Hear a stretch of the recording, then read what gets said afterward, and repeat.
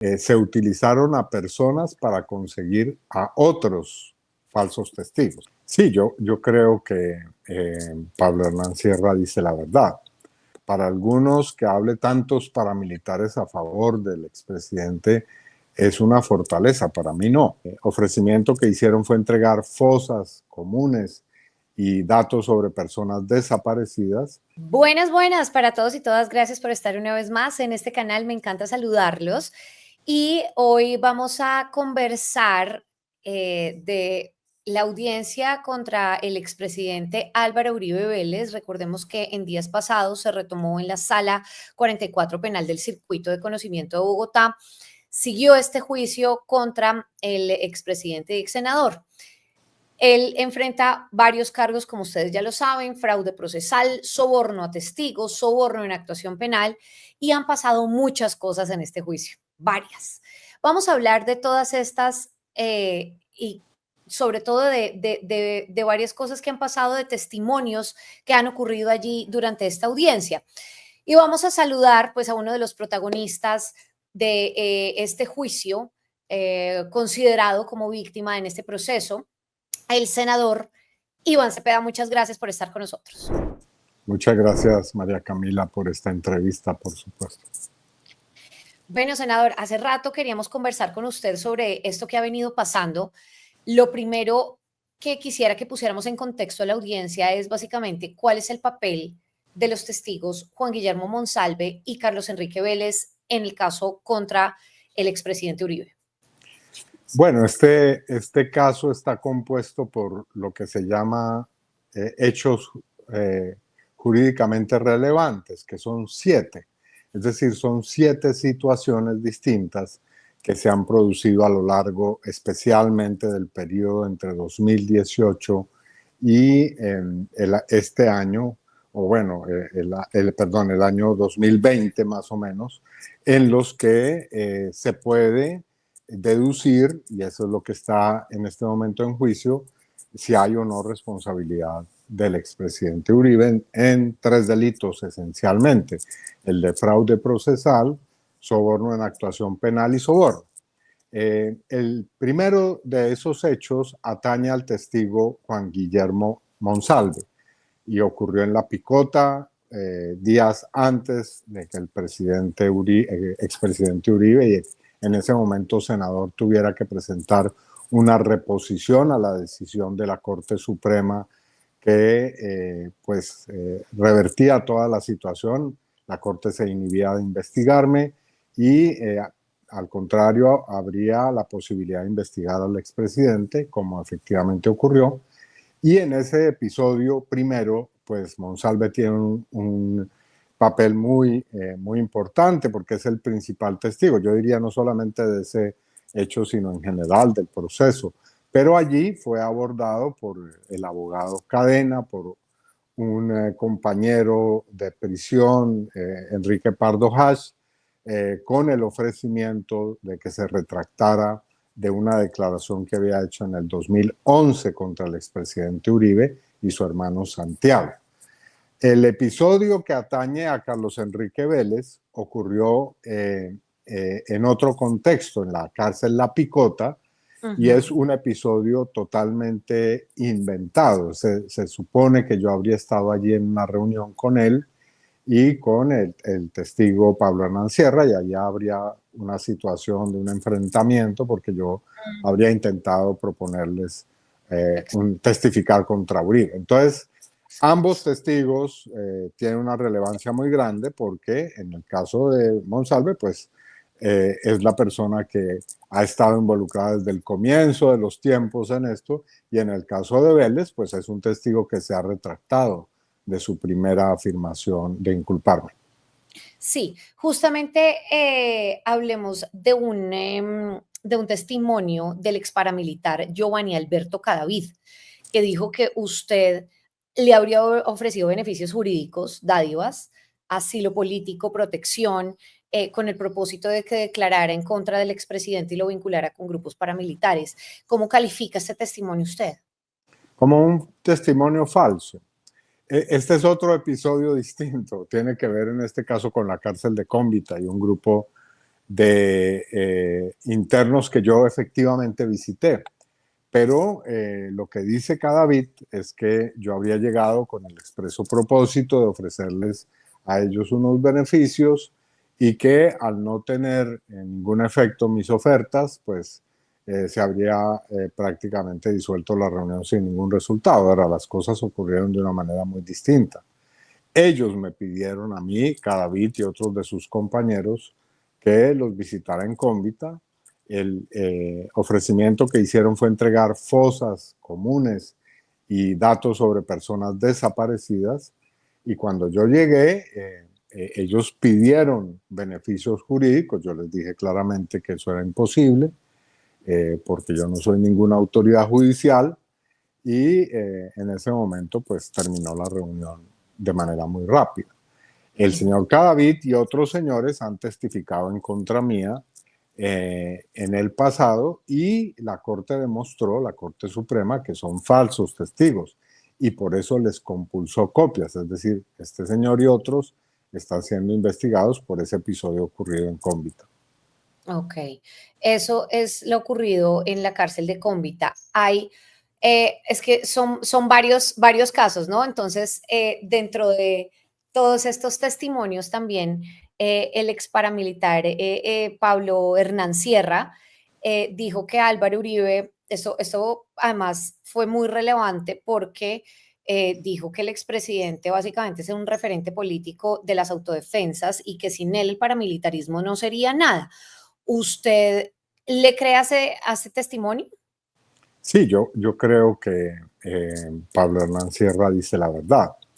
Pablo Hernán Sierra, hay que recordarlo, ha testificado desde antes de que nos conociéramos en el año 2011, en el mes de agosto, y lo ha dicho en múltiples escenarios. Él participó en las actividades y en el grupo paramilitar Metro, que surgió en la finca del expresidente Uribe, en la hacienda Guacharacas, por donde atraviesa un oleoducto que fue explotado por el señor Sierra a través de unas válvulas. Se extraía gasolina con el señor Luis Alberto Villegas, uno de los amigos de Uribe, para financiar las actividades de ese grupo paramilitar. Pablo Hernán Sierra también dice haber participado en acciones para las elecciones del gobernador y después presidente Álvaro Uribe, haber recaudado fondos. Y en esa audiencia, cuando él testificó, si ustedes se acuerdan, a la pregunta que le hizo el abogado Lombana de la defensa del expresidente Uribe de si lo conocía personalmente, Pablo Hernán Sierra comenzó a enunciar dos oportunidades en las cuales Uribe y él efectivamente estuvieron alternando en situaciones distintas. Él dice que la primera vez él no era paramilitar, pero que en la segunda ya era paramilitar y que eso lo sabía Álvaro Uribe. Entonces, las afirmaciones que hace Sierra son afirmaciones que a mi modo de ver exigen una investigación y que van más allá propiamente del fraude y del soborno como se está en este caso dilucidando. Senador, ¿cómo afecta a todo este proceso la solicitud de la defensa de excluir las interceptaciones telefónicas entre Álvaro Uribe Vélez y su abogado Diego Cadena? Pues esa es una solicitud que ha sido sistemáticamente rechazada por la justicia. Y en la decisión que produjo el Tribunal Superior de Bogotá, él ha dejado en manos de la juez esa decisión. En todo caso, vamos a ver el desarrollo de ese asunto muy pronto, porque este es un asunto que tal vez no se ha dicho claramente aquí un poquito en primicia. María Camila, se está acabando ya la presentación de los testigos, queda tal vez unas 12, 13 personas que se evacuarán en las próximas tal vez semana y media. Y viene el momento más importante, que es el de las interceptaciones. ¿Por qué? Porque aquí ya no hay unas afirmaciones que se puedan contradecir de una u otra persona, sino son documentos, pruebas que han sido legalmente obtenidas en las que a nuestro juicio se evidencia la responsabilidad del expresidente Uribe en la consecución de todas estas personas que son falsos testigos, cerca de 20, como se ha podido ver.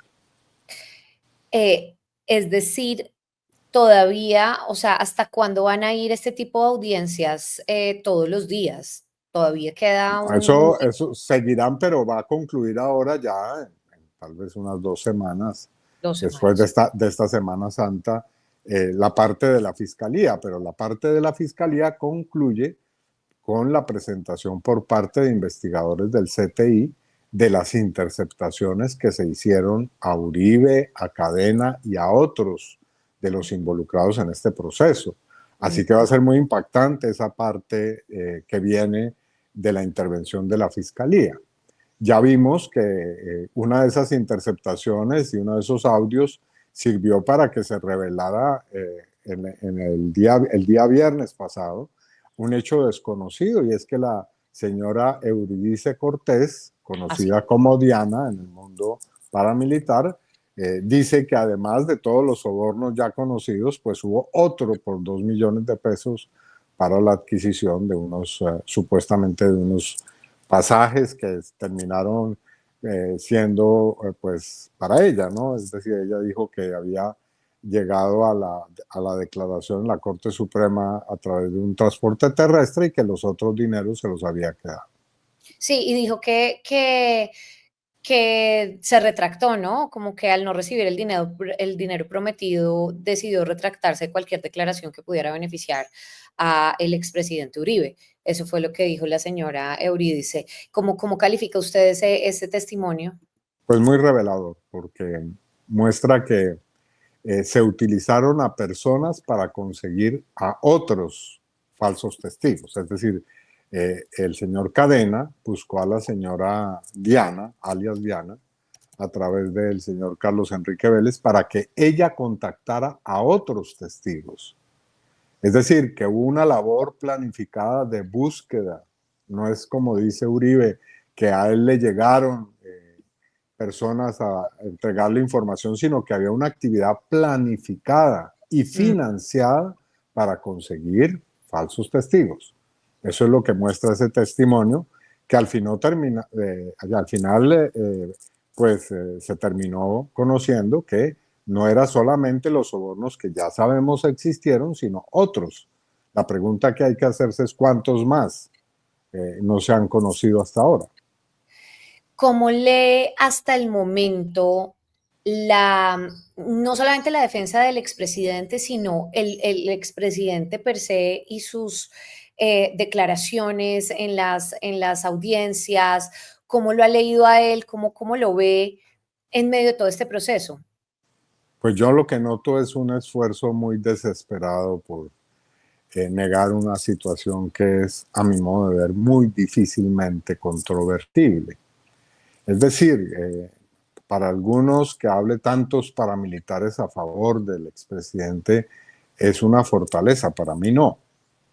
Para mí que aparezcan personas del narcotráfico, como la Sabido, como el señor llamado el Tuso Sierra o el señor Cesarín, u otros que van a aparecer, y después una serie de paramilitares cuyas versiones son absolutamente contradictorias, falaces, defendiendo al expresidente Uribe, y todo ello porque el señor Cadena consiguió esos testimonios con medios y métodos realmente muy dudosos y yo diría delictivos. Pues lo que muestra es que ahí hay una responsabilidad que es innegable. Buenas. Paso por acá para darles una pausa y decirles que se suscriban rápidamente acá. Clic, suscríbanse. Evidentemente usted ha hablado de esto en varias oportunidades, pero quisiera saber qué tan real es que sigan, pues porque ellos lo han negado en distintas oportunidades, la defensa del expresidente, que utilicen como estrategia seguir dilatando audiencias y demás y que prescriba el proceso. Eso también lo ha advertido el abogado Miguel Ángel del Río. ¿Cómo lo ve usted? ¿Qué tan real puede ser esto? A mí no me cabe duda que esa es una de las estrategias que se están utilizando, pero veo que es cada vez más difícil sostener ese tipo de estrategia y de método, porque estamos entrando ya en una fase en la cual nos comenzamos a acercar al momento decisorio. Es decir, como decía, quedan algunos testimonios de la fiscalía, pronto la fiscalía terminará y tendrán ellos que asumir la defensa con sus, bueno, son 77 testigos, eh, y ahí veremos, ¿no? Yo creo que no se va a permitir, respetando por supuesto los derechos del acusado expresidente Uribe, eh, para que haga una defensa con todo el tiempo y todas las garantías, pero no se va a permitir estrategias dilatorias. En eso ha sido muy clara la jueza y ha sido clara con la defensa de Uribe y con la fiscalía y las víctimas. Ella está haciendo su labor a conciencia y sabe que un juicio tan importante que tiene tal trascendencia para el país es necesario que termine en una decisión por el bien del expresidente y por el bien del país y de la verdad de lo que ha ocurrido. ¿Cree que en todo este juicio, de acuerdo a los testimonios que han ocurrido, de repente algo le esté favoreciendo al expresidente y lo esté perjudicando a usted? No, yo creo que la justicia está del lado nuestro, es decir, la justicia en términos de la verdad. Por supuesto, aquí estamos en un ambiente político y hay simpatías y el expresidente Uribe, pues sin lugar a dudas, sigue siendo una persona muy influyente en muchas esferas, en la opinión pública, en la vida política. Tiene simpatías también, hay que decirlo, en los medios de comunicación. Bueno, pues todo eso es parte de esta batalla jurídica que estamos librando y que nosotros hemos decidido librar de la manera más transparente, serena y coherente posible, que es lo que hemos estado haciendo. Senador, muchas gracias por haber estado acá. Vamos a ver qué pasa en estos siguientes días. Y bueno, ya usted nos dio como una pequeña primicia para ir siguiendo este caso como con lupa, por supuesto, y vamos a ver qué ocurre. Le agradezco infinitamente su tiempo. No, a ustedes, como siempre, María Camila, muchas gracias. Gracias, senador. Gracias y gracias también a toda la gente pues, que se conectó hasta el final de esta entrevista. No se les olvide suscribirse. Si no se han suscrito a este canal, acá abajito, pueden darle clic, se suscriben, lo comparten si les parece relevante el contenido y por favor no se les olvide comentar, que yo siempre los estoy leyendo. Nos vemos más adelante. Chao.